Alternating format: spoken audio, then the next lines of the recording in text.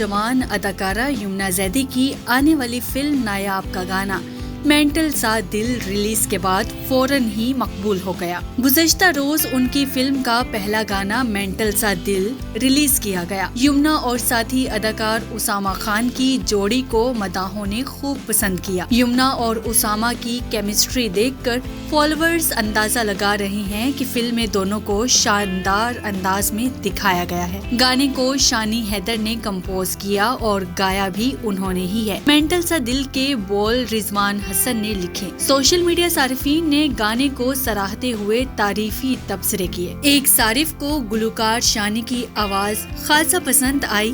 کچھ صارفین تو اس گانے کو وائب کہہ رہے ہیں۔ خیال رہے کہ اسامہ خان اور یمنا زیدی دونوں ہی اس فلم سے اپنا سلور اسکرین ڈیبیو کریں گے۔